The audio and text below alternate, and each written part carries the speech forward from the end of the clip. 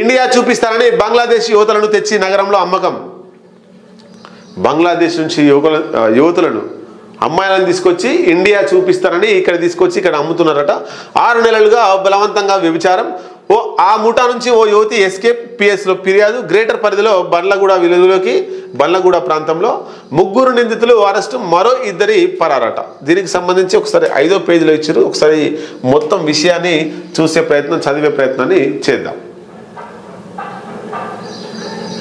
మొత్తం మీద ఈ మహిళల అక్రమ రవాణా, మహిళలను తీసుకొచ్చి ఇక్కడ అమ్మడం, ఇక్కడ మహిళలను తీసుకొచ్చి వేరే గ్రామంలో ఇక్కడ చూడొచ్చు.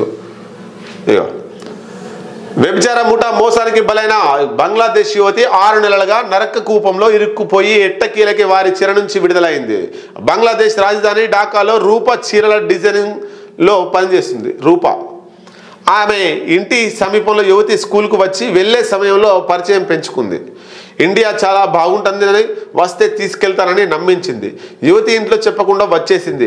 యువతితో పాటు రూపా ఫిబ్రవరిలో అర్ధరాత్రి బోట్లో ఓ నదిని దాటి ఇండియాలోకి అడుగుపెట్టారు. అక్కడి నుంచి కోల్కతాకు, ఆ తర్వాత రైలులో హైదరాబాద్కు వచ్చారు. ముందుగా మెహదీపట్నంలోని షానాజ్కు రూపా తన కూతురంటూ యువతిను అప్పజెప్పి వెళ్ళిపోయింది. షానాజ్ ఇంటికి సమీర్ వచ్చి యువతిని తీసుకుని ఇస్మాయిల్ నగర్లోని హజీరా ఇంటికి తీసుకెళ్లాడు. అక్కడ వదిలేసి సమీర్ వెళ్ళిపోయాడు. వ్యభిచారానికి సహకరించకపోతే అక్రమంగా దేశంలోకి వచ్చావని పోలీసులకు పట్టించి జైలుకు పంపిస్తామని బెదిరించారు. దీంతో భయపడి వారు చెప్పినట్లు చేయడానికి యువతి సిద్ధమైంది. ఇలా యువతిని హజీరా, షానాజ్ ఇంటి నుంచి హోటల్కు తీసుకెళ్లి వ్యభిచారం చేయిస్తున్నారు. శనివారం హజీరా ఇంటి నుండి హోటల్కు ఆటోలో వెళ్తున్న సమయంలో యువతి ఓ చోట పోలీస్ స్టేషన్ బోర్డును చూసింది. సమీర్ యువతిని హోటల్లో వదిలేసి ఆటో పార్కు చేయడానికి వెళ్ళాడు. అదే అదునుగా భావించి యువతి పారిపోయి పోలీసులను ఆశ్రయించింది. బండ్లగూడ పోలీస్ స్టేషన్ మహిళా ఆఫీసర్లు, డిటెక్టివ్ ఇన్స్పెక్టర్లు రంగంలోకి దిగి దర్యాప్తు ప్రారంభించారు. హజీరా బేగం, షానాజ్, ఫాతిమా, మహమ్మద్ సమీర్లను పోలీసులు అరెస్టు చేశారు.